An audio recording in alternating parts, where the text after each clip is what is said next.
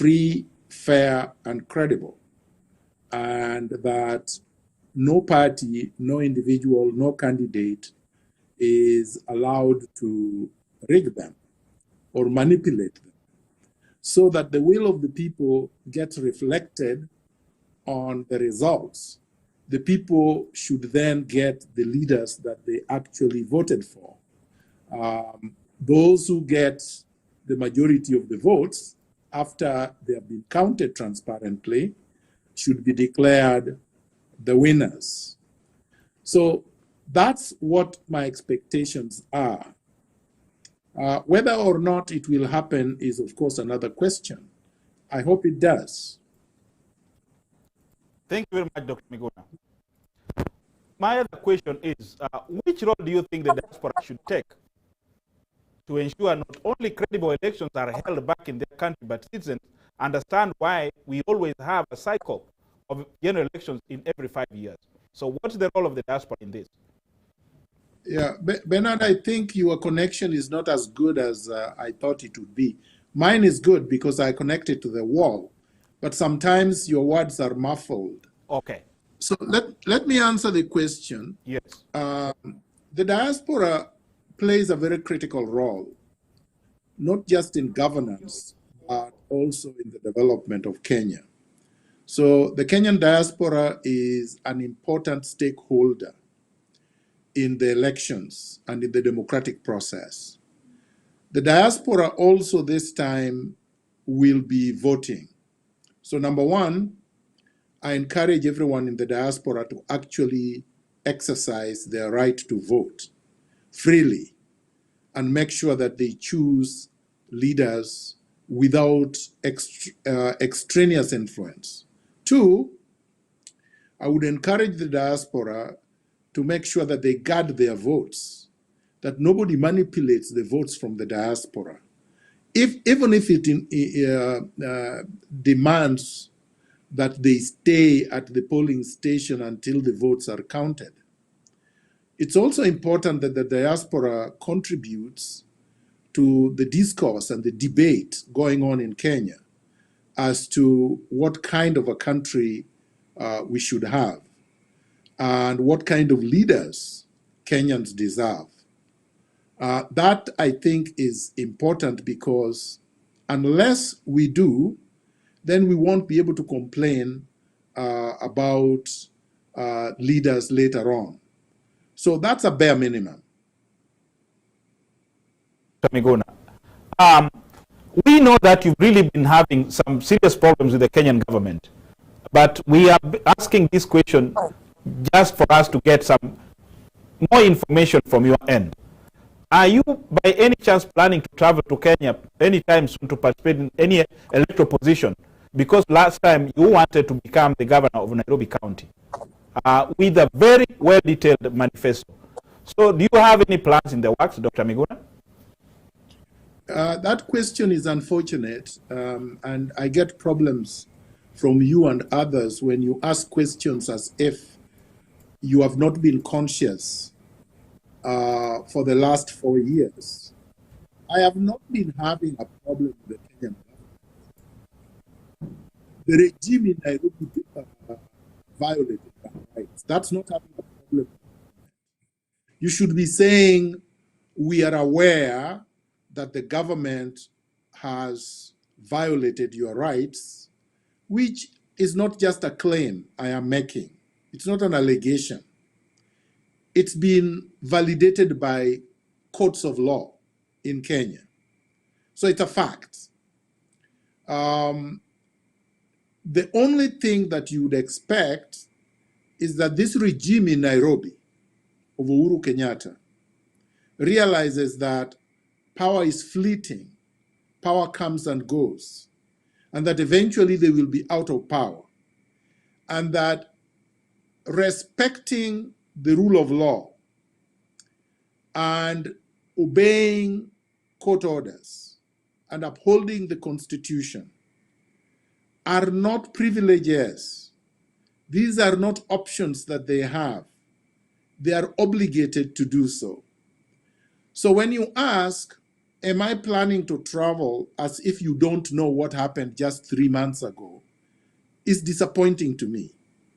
Because 3 months ago, I was in Berlin on my way to Kenya, and the Kenya government, as they have done previously, stopped me from going by refusing to lift the red alerts and by refusing to give me the temporary travel document that the court had ordered them to give me.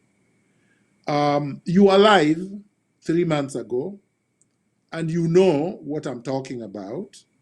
And if you didn't, you can still Google the information. It's available. And so that's it. So asking me if I'm planning to travel is like saying you don't remember what happened, you disregard what happened, and you are putting it as if I am the one to decide whether to travel or not, when you know very well that I'm being blocked, physically blocked from getting back to Kenya.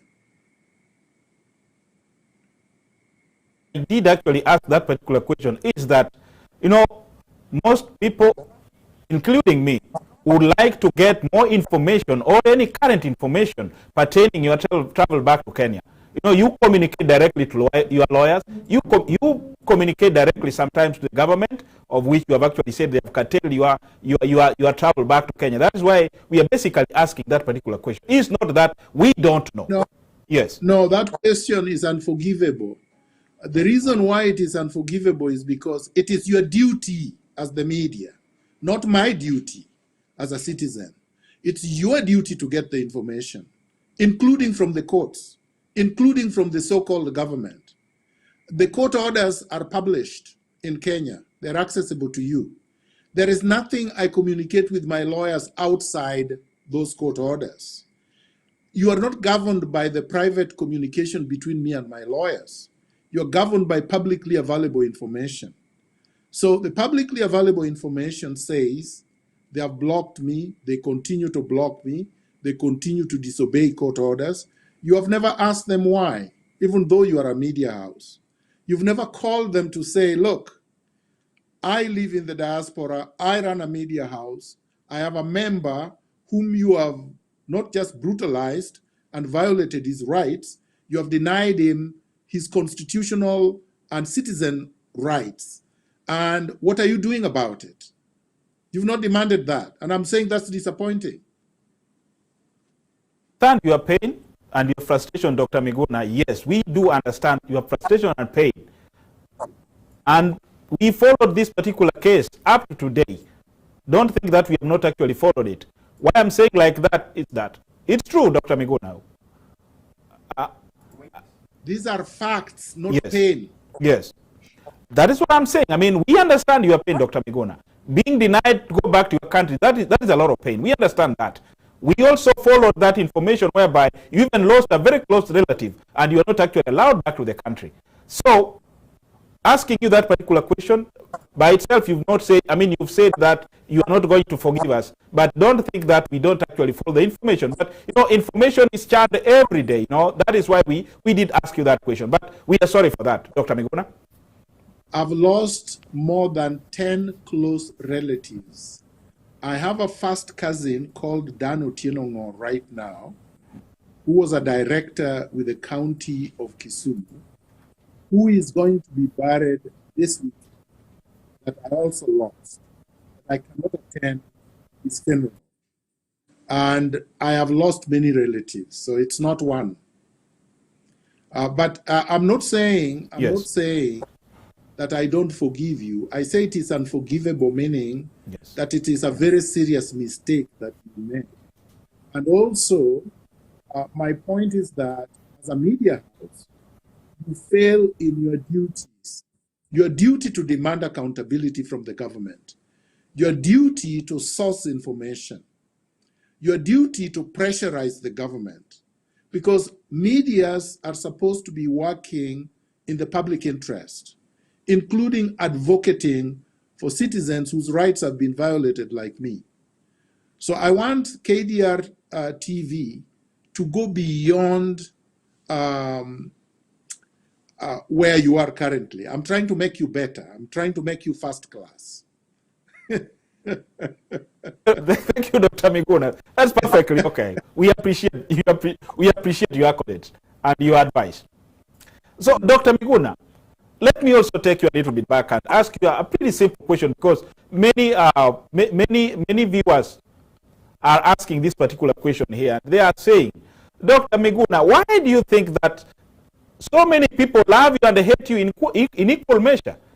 And somebody actually went ahead and said that, have you ever erred or done a mistake and regretted it later?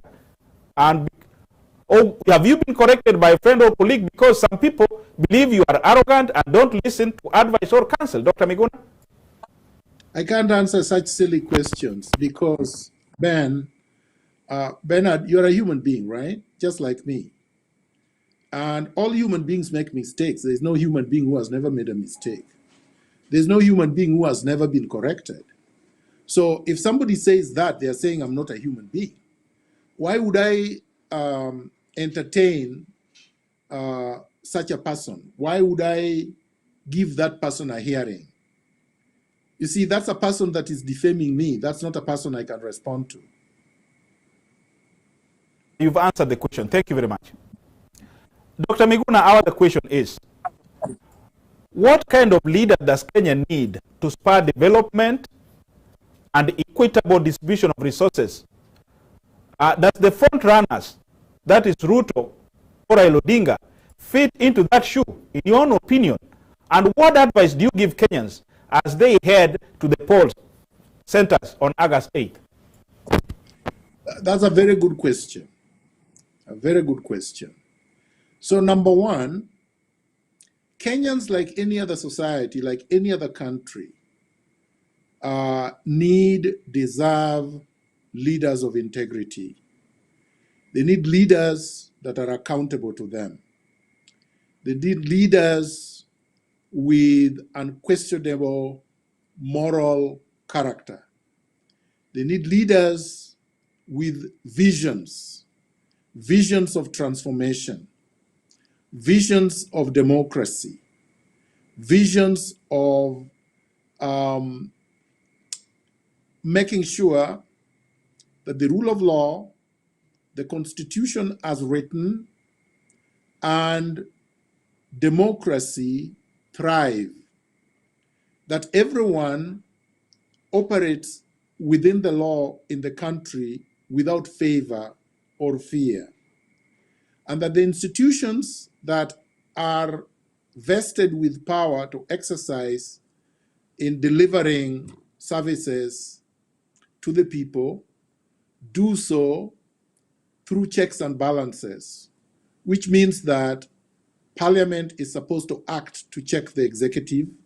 The executive is supposed to administer within the mandate that was given by the people and in fulfilling the promises that the party that forms government made to the people. Unfortunately, in Kenya since 1963, we have not had this kind of leaders. The ones that have been closer to what I've described have either been assassinated or have been tortured or exiled or frustrated like they are trying to do to me. So the leaders that we have, I don't even call them leaders. They're those who are holding power, those who are occupying public office, those who are holding the instruments of power are and have been abusing them for the last 60 years.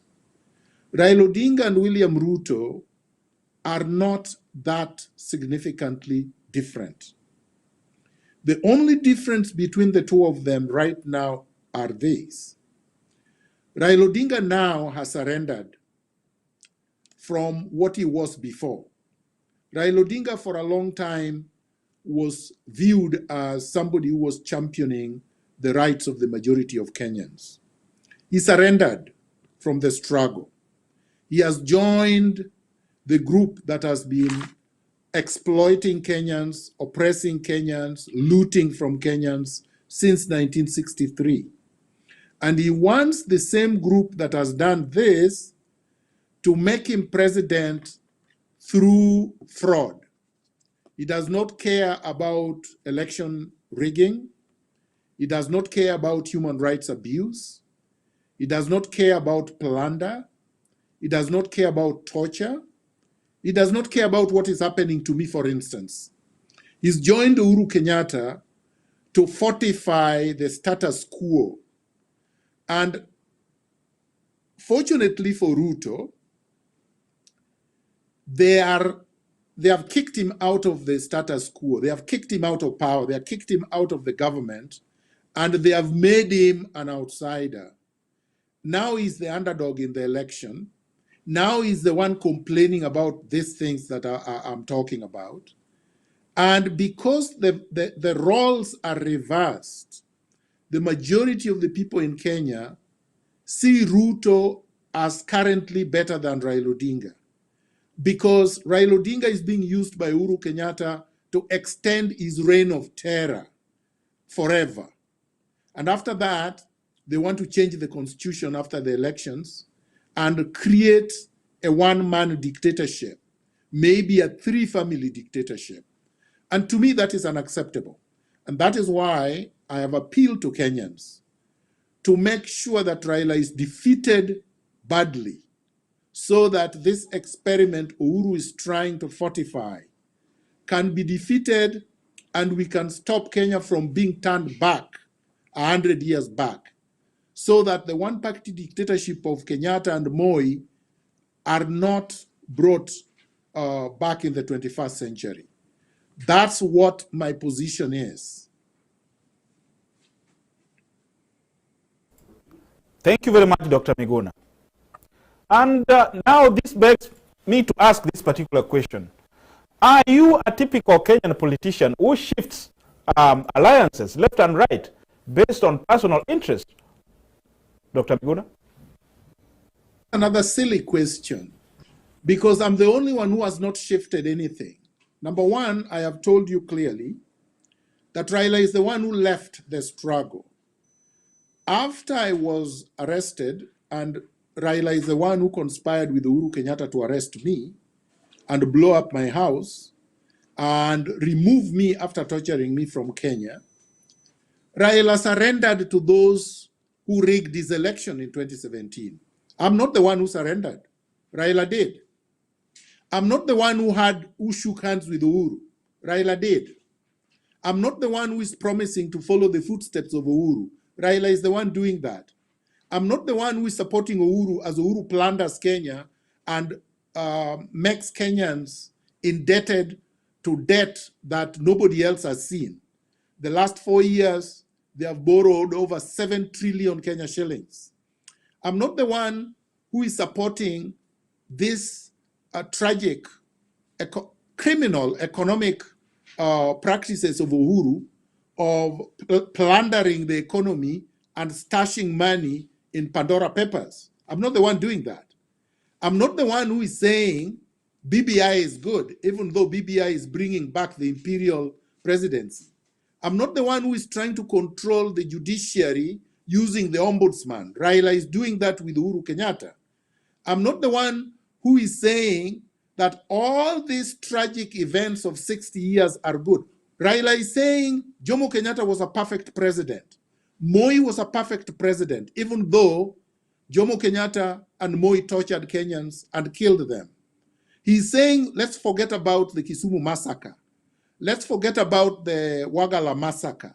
Let's forget about the Anglo-leasing scandal. Let's forget about Golden Bag. Let's forget about the fact that Uhuru has spent 400 billion of taxpayers' money to build a railway, a rail track from Mombasa to his farm in Naivasha. I mean, so how could I be the one that is being accused of shifting positions when I've not shifted? I'm calling the same things I called since I was a boy. I'm still saying Kenyans deserve leaders of integrity. This is what I've always said since I was a boy. I have said democracy is good and must be protected. I've said leaders or rulers must obey the law and must conform to the dictates of the Constitution. I'm saying court orders must be obeyed. I'm saying institutional independence must be guarded. I'm the one saying that, not Raila Odinga.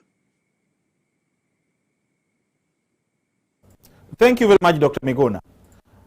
It's in the public domain that in the past you've lambasted Dr. William Ruto as a corrupt, inept thief and said some unprintable words about him. Why have you changed your heart now and seen him a worthy presidential material compared to his main challengers like Odinga and Kalonzo? I mean, it's ubiquitous, Dr. Miguna.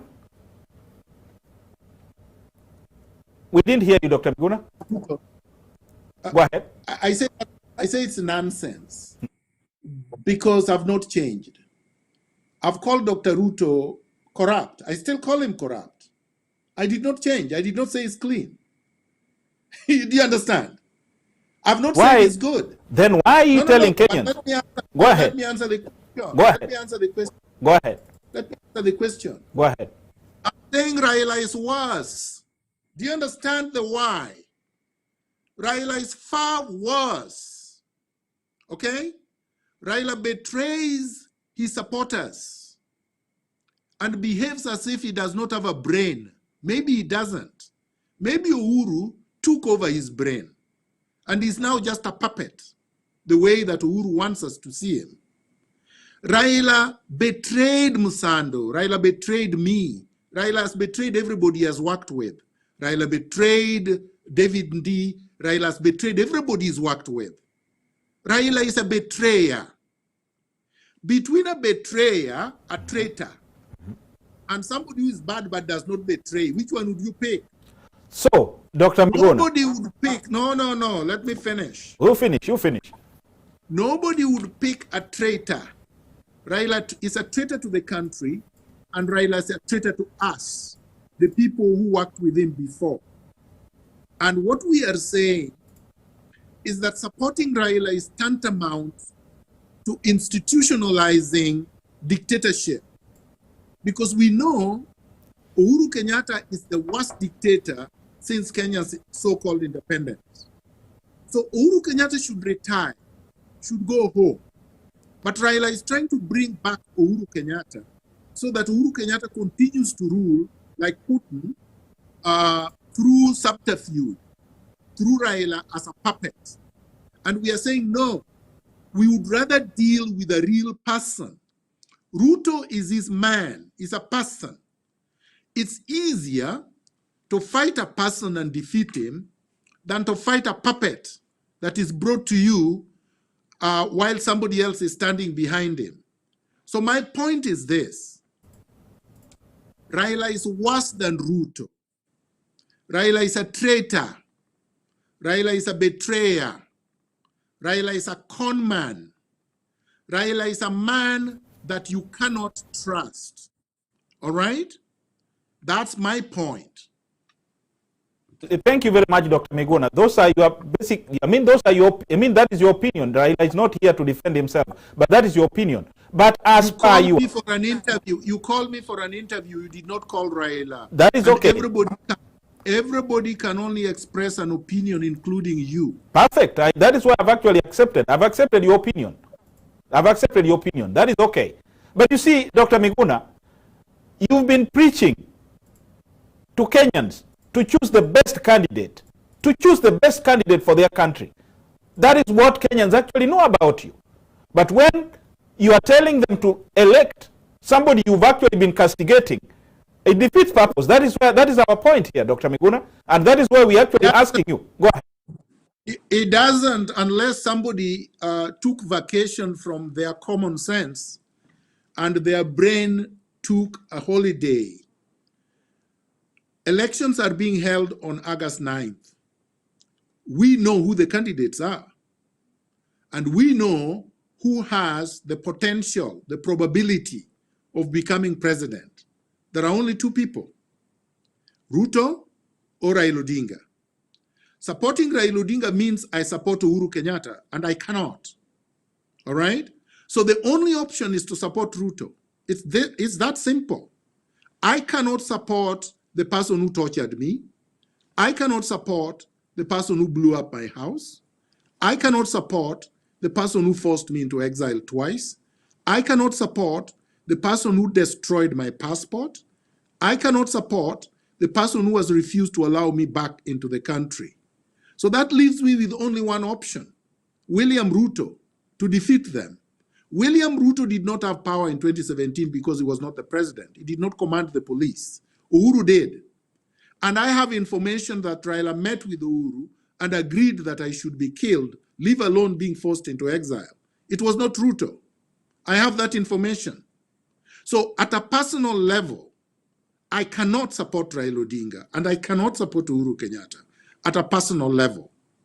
At the national level, I cannot support him either because he's betrayed everything we fought for the last 60 years, even before I was born. So the choices are very, very clear and very easy. We have to stop this cynical machination and conspiracy between Uhuru Kenyatta and Raila Odinga to turn the clock back to one-party dictatorship. It must be stopped. Thank you, Dr. Miguna, for those opinions. I mean, you're a human being. You've got your own opinion. You've got your own feelings. We understand where you're actually coming from, and we can understand that. I can understand your pain. So the best option for you, okay, Dr. Miguna, go ahead. You're muted. Yeah, go ahead. Go ahead, Dr. Miguna. You are the one. Why do you mute me? You know, if you're interviewing me. Perfect. No, if you're interviewing me, I don't want you to mute me. I want you to have, this has to be a free exchange. Perfect. It has to be an interview. Perfect. We got you now. And if you mute me again, yes, I will end the interview. No, we are not muting you. Sorry, because you're not going to play games with this interview. No, we are not playing any game. Sorry, it's basically the technical part. It was just a technical part. Yes. Make sure your people do not mute me again. I've told them. Thank you. I've told them. The question I'm asking is this. You are saying we. Yes. Who are you speaking on behalf of? Interviewing me. Yes. You have to interview me as Bernard Omweri Kebwato. Yes. All right? Yes. A Kenyan. Yes. Don't interview me on behalf of anybody. Interview me as you. Right? Perfect. We're interviewing you as a media house, Dr. Miguna. It's not my interview. This is a media house, and we are basically asking you questions Kenyans have actually brought forward to us. There's so many questions. Yes. You are a person. There we go. When you say we, okay, it's as if you have been sent by a group of people to say what you're saying. Nobody has said to say I. Yes, you have to perfect. Say I because you're speaking for yourself. Thank you, Dr. Miguna. But when we started the interview, I told you very well that we've got questions from Kenyans. We are not actually choosing. We are not filtering. We are asking questions, and you'll definitely answer them. And you are doing good, Dr. Miguna. I don't have any problem with that. No. Yes. It's not about doing good.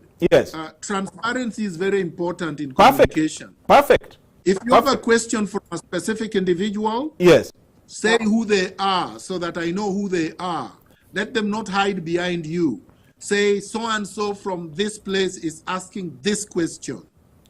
Okay, Dr. Miguna, we are not asking we are not asking questions based on individuals. So you can actually even go to your Twitter and actually see the questions, how people are asking those questions there. So let's continue, Dr. Miguna. Don't worry about that. Let's continue. Yes. Only individuals can ask questions. Okay. Everybody has one brain. Yes. Everybody has only one brain. Yes. And only the brain generates a question.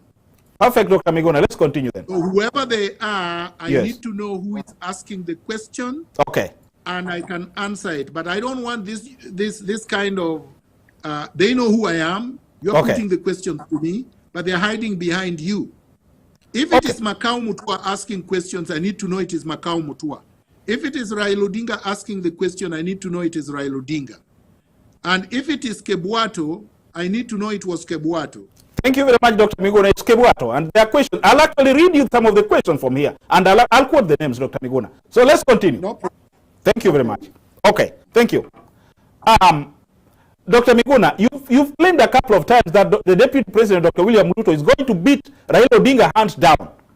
What's the rationale or statistical trend behind your assessment to support your view? Because the latest opinion polls have now put Raila ahead of Ruto at 47.4% to 43 percentile range. The first part of your question was good until you spoiled it Go by ahead. bringing in so-called latest opinion polls, but I will answer it. Yes. Number one, I have said before, and I'm going to repeat today, that the opinion polls you are relying on are fake. Those opinion polls are put there by Raila Odinga and his group to manipulate public opinion, but they are fake. They are being conducted by Ambito, okay, and Infotrack, which is owned by Ambito, who is a member of ODM and a long-term supporter of Raila Odinga and a member of his strategy team. So it is always good in the West when public opinion, when pollsters want to have credibility, they say, so-and-so is our director, so-and-so is our shareholder, so-and-so commissioned the poll, we got paid by so-and-so. So that we know that these opinion poll companies are affiliated. If there are members of what specific party, they should say which particular party they belong to. They can't say that because we know who owns them and we know which political parties they belong to. Having said that, I have been in this political space for a very long time. I have engaged in political strategy for a very long time. I have been a good player in politics for a very long time. I have advised Raila Odinga, so I know him very well. I have been a strategy member in ODM, so I know ODM very well. I also know Kenya fairly well, because not only have I been a political player, I've also run for public office. Now, right now, the way things are, based on available public information, Ruto is by far the favorite candidate in Mount Kenya. That includes Central Province and part of Eastern Province, the Merus, the Mberes, the Embus, the Tarakas, and other people who are in Upper Eastern. That is a huge, huge vote basket. Ruto controls that basket at least 75%. That is why in Kiambu, for instance, which is Uhuru Kenyatta's county, every elected leader has joined Ruto. The Senator Wamatangi is with Ruto. Kabogo is with Ruto, who was the governor previously. Waititu, who was the previous governor until he was impeached, is with Ruto. Moses Kuria, who is running for governor, is with Ruto. Almost all the MPs and all the MCAs are with Ruto. And so are members of parliament and also people aspiring for leadership. All the by-elections that have been held in the Mount Kenya region have been won by Ruto. So we cannot discount Ruto's influence in Mount Kenya. So that's the first point. The second point, the entire Greater Rift Valley is almost 85% Ruto to 90%. All the Kalenjins are with Ruto except for very, very, very, very few votes. Now, that contributes a huge basket to the electoral process. Then when you come to Nairobi, Nairobi may either be 50-50 or Raila may be slightly ahead, because Nairobi has always been Raila's base. But the reason why it's almost 50-50 is when you look at the lower base, it's almost gone because the two prominent lower leaders are with Ruto. Ruto has also made a lot of inroads because of his bottom-up economic policy, and by the way, it's an economic policy, even if I don't agree with it, and also what he has done with the border and the informal sector and his message to the poor and the disillusioned and the unemployed and the dispossessed and the oppressed, which is a huge chunk of vote. Also, when you look at the demographics of Nairobi, again, just like with the country, the majority of voters in Nairobi happen to be from Mount Kenya, followed by Luyas and Luos and Kambas, in that order.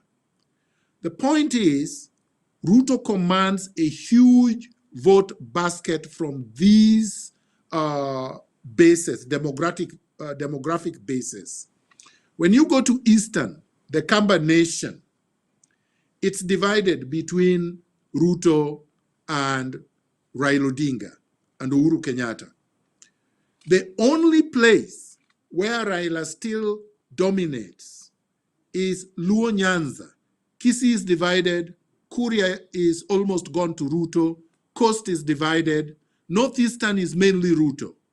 So when you look at that, and as someone who analyzes politics, it goes without saying that Ruto is the leading candidate, and if elections were called today, Ruto would defeat Raila Odinga 70 to 30. That's what I have mapped out. And when I discuss this with other people who have also been involved in the same political space, they tell me that I am correct in my assessment. So I believe my assessment. Thank you. Thank you very much, Dr. Miguna, for your analysis.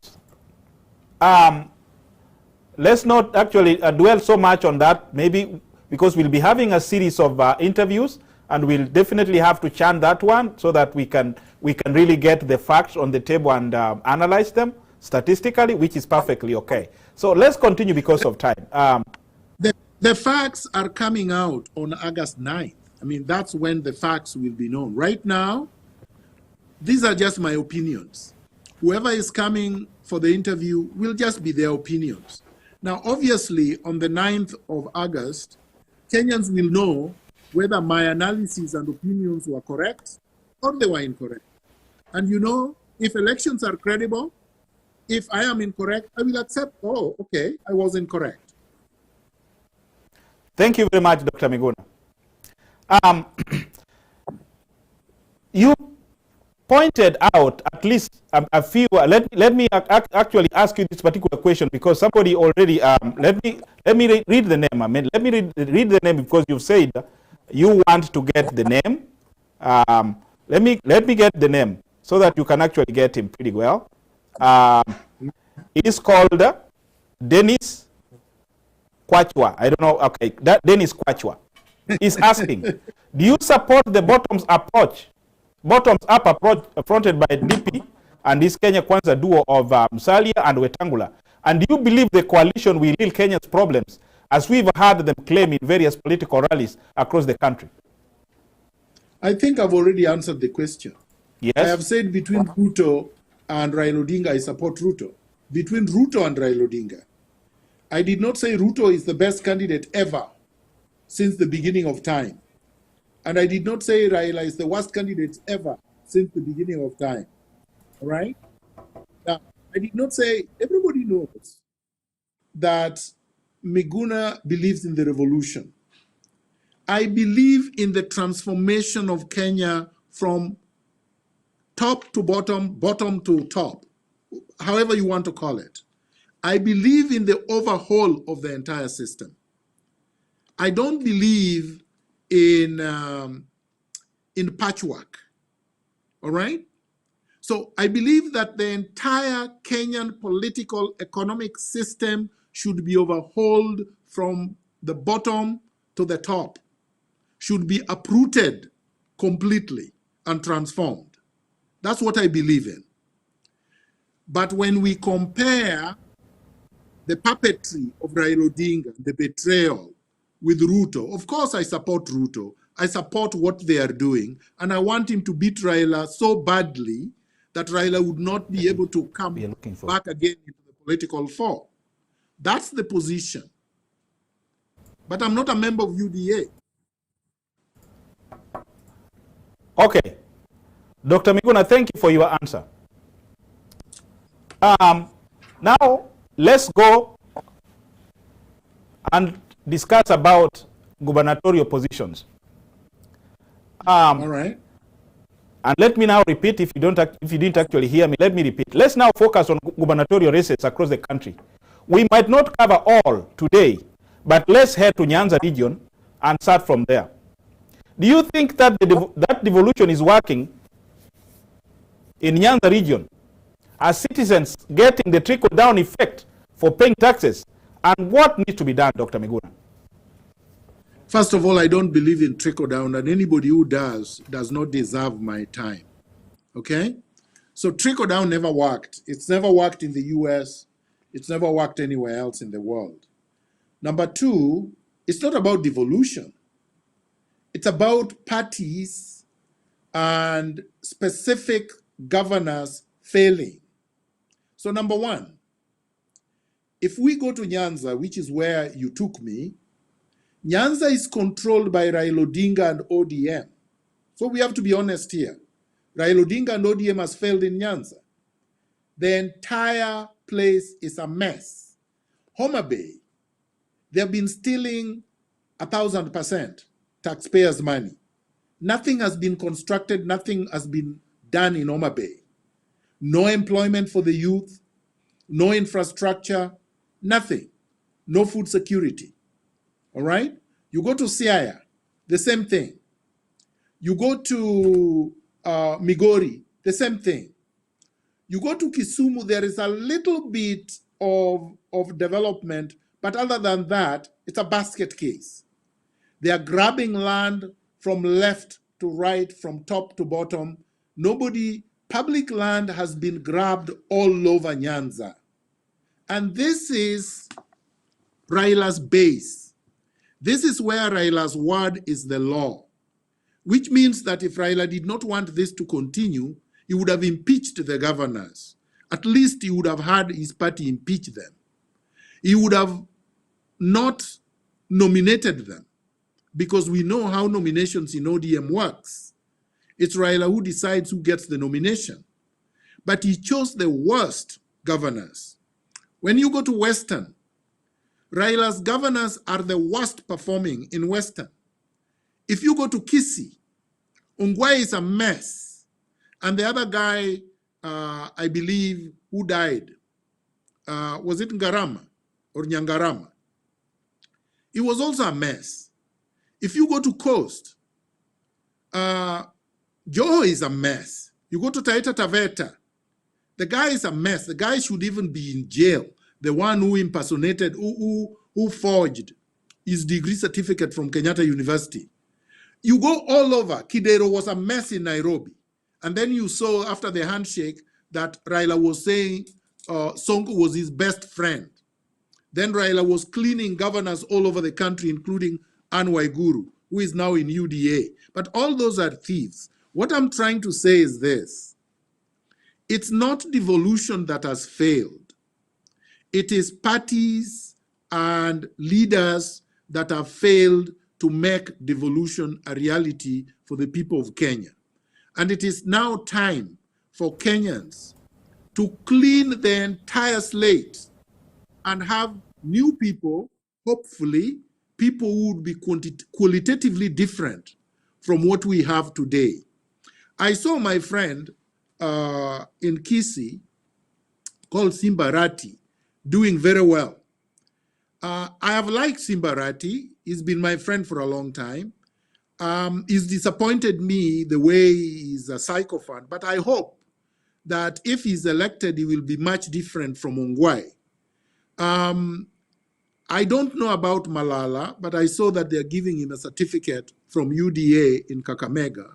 I don't know how good he will be, and I don't know Ken Obura or his ability to transform Kisumu. I understand that he's running against Nyong'o. I know Gumbo is a workhorse and would do much better than Rasanga. So when it comes to Siaya, I would rather have a Gumbo governor than Arasanga or any of the people that are being fronted by ODM, because I know his capacity. He used to be my classmate. I know his capacity. I know he's intellectually capable, and I know that he's a workhorse. He's a man who works. He does not like, idling around. So I hope that there would be a difference. I just hope that they will stop stealing. And I hope that the authorities in Kenya will start working, and if any of these people steal public resources, that they would be brought to account. They would be charged, they would be prosecuted, they would be punished to the full extent of the law. That way, at least it will be an example that if you steal, you go to jail. I can't hear you. Okay, thank you very much, Dr. Miguna. Sorry for that. Thank you very much, Dr. Miguna. We want to ask you this particular question again. Do you believe that coalitions coalescing around one presidential candidate, we've seen them work in Germany, we've seen them work in major democracies around the world. Do you think it will work in Kenya? Generally, coalitions don't work. Even in Germany, they don't work. So to be frank with you, coalitions don't work. A coalition means you make compromises, sometimes irreconcilable compromises. The reason why coalitions don't work, particularly when it is with people whose ideologies are extremely the opposite of your ideology, is that whose policies are supposed to be implemented. So say, for example, look at ODM and Jubilee and KANU. ODM is supposed to be a social democratic party. That's what they say on paper. Now, KANU is supposed to be an ultra-right party, KANU and Jubilee, which means that this is the equivalent of the Ku Klux Klan in the United States of America or the extreme right in Europe. How could you work together? How can a social democrat work with Ku Klux Klan? So I have a problem with that, because you can see that Uhuru is saying is going to be the patron of Azimio. So which means he's going to be the undertaker. He's going to be the guarantor of the coalition. What does that mean? That means that the ultra-right, their policies and practices would be the predominant exercise if this party were to form, or coalition were to form government. Then look at Ruto's so-called Kenya Kwanza. UDA was just formed, so we may not have a lot to say about it in terms of political ideology, scientifically. But we've had ANC for a while, and we've had Ford Kenya. If you look at Ford Kenya from when Jaramogi was in Ford Kenya, I don't think it's the same party. But if it were the same party, then you wonder how a social democratic party, which was what Ford Kenya was, could work with UDA, which again is extreme right. You understand? I don't know the ideology of ANC. So I can see that both coalitions will have problems because there is no synergy. There's no ideological synergy. There is no philosophical synergy in both teams. And that is going to bring problems, which means sooner or later, the coalitions will collapse. It will probably go back to one-man dictatorship on either side. And then Kenyans may be back to square one. You see, you said that I've changed. I've not. These are things that I've been saying consistently. Just because I say Ruto should defeat Raila Odinga doesn't mean I will gloss over problems on his side. I am not saying this is a perfect coalition. It isn't. Is it the one I would prefer? No, I wouldn't. Are these the preferred candidates I would have wanted for Kenya? Of course not. Far Thank you, from it. Dr. Miguna.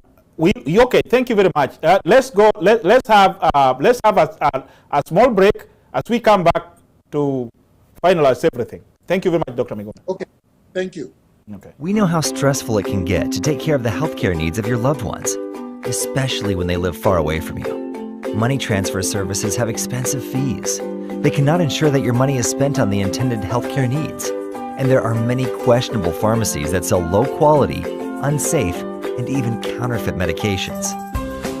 That is why we created DiaspoCare, a secure, quick, and cost-effective way to pay for the medications of your loved ones through our network of accredited and registered pharmacies. So here's how it works. Meet David. He lives far away from home. Unfortunately, his mother was recently diagnosed with diabetes, but she can't afford her new medication. So after funding his DiaspoCare account, David enrolls his mother as a beneficiary, and a unique PIN code is issued. Think of this as a digital voucher that David paid for in advance. David's mother presents the PIN code at one of our accredited and registered in-network pharmacies. The cost of her medication is deducted from David's account, and his mother can walk in and out of the pharmacy with the medication she needs. It's as easy as that. David can also assign his uncle who lives close to his mother as a caretaker to help her follow the new diabetes treatments. For extra security, David can also create one-time PIN codes and manually confirm and approve medication purchases too. It's easy to send more money home and hope they got spent on buying safe medication. But what if you can have control over how your money is spent, gain access to safe and quality medication, and purchase multiple medications for multiple family members who are in need? Your money goes a lot farther, and healthcare becomes a lot more inclusive. DiaspoCare was created by diaspora members for diaspora members that help provide greater access to safe, quality, and affordable medications for your loved ones back home. It's time for your loved ones to get the quality medication they need, and for you to get the peace of mind you deserve. Sign up today and register your loved ones for free at diaspocare.com. Thank you very much, Dr. Miguna. Our last question. Do you think that President Uhuru Kenyatta has improved the Kenyan economy, though you have actually, you hit him so hard in many forums, but do you think that he has improved the Kenyan economy based on the data being released by the IMF and the World Bank? And if President Uhuru is listening to you right now, which word or what word do you have for him? Uhuru Kenyatta is worse than a mess. Uhuru Kenyatta is a criminal. Okay? He's a criminal. Anybody who claims that Uhuru Kenyatta has improved the economy of Kenya is also a fellow criminal. A man who has borrowed over 7 trillion Kenya shillings in the last 4 years, or who claims to have borrowed and has nothing to show for it, deserves lifetime jail. Because we know what 7 trillion can do. We would not have 70% unemployed youth if he has utilized 7 trillion effectively, efficiently, and ethically. So we know for a fact that that kind of money has been stashed or stolen.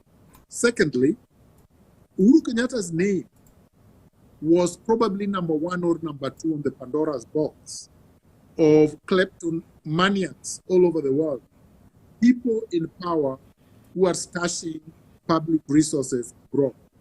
He promised that he would deal with this within when he came back from New York, and he has not addressed the issue.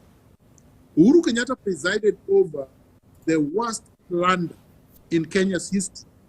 Where is KEMSA money, the billions that have been looted, that he promised to address in 21 days after this scandal was exposed?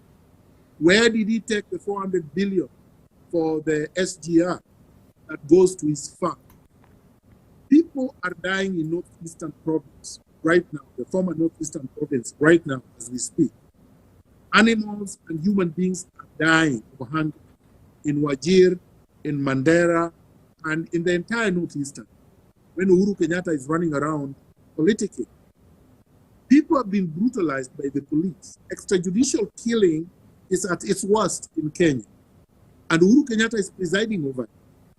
Uhuru Kenyatta has refused to appoint members of the judiciary who have been approved for appointment by the JSC. Uhuru Kenyatta is interfering with the judiciary's work. Uhuru Kenyatta has refused to operationalize the judiciary fund. Uhuru Kenyatta tried to dismember our constitution through the BBI. I can go on and on. So anyone who claims, and of course I've not even mentioned the evictions, the brutal, inhumane evictions that has happened all over the country, and the weaponization of the DCI, the police, and the EAC, and the KRA, that we have seen very arbitrary arrests and persecutions.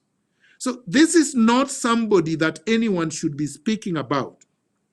And the IMF has not approved Uhuru Kenyatta's tragic record, nor has the World Bank, nor has any credible organization done that. Anybody who claims that is a criminal just like Uhuru Kenyatta. Thank you very much, Dr. Miguna. We appreciate your time, and we appreciate having some time for us today.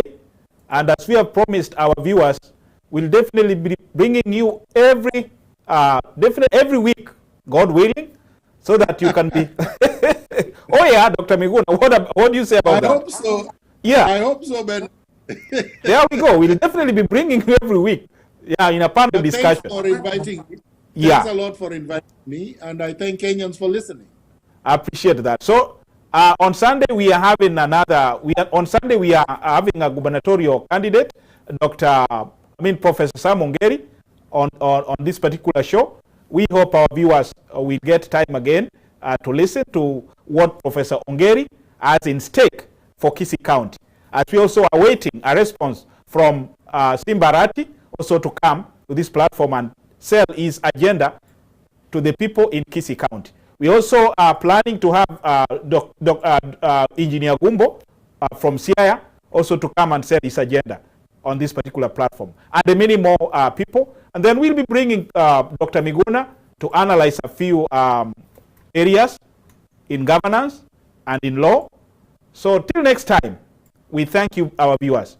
But again, if you've not subscribed, if you've not followed KDRTV, please click on that particular link there so that when we get great guests like Dr. Miguna, you can be notified as soon as possible we start our interviews. And again, once more, thank you very much, Dr. Miguna, for having this particular time to come and talk to Kenyans. We appreciate your time once again. Till next time, God bless you.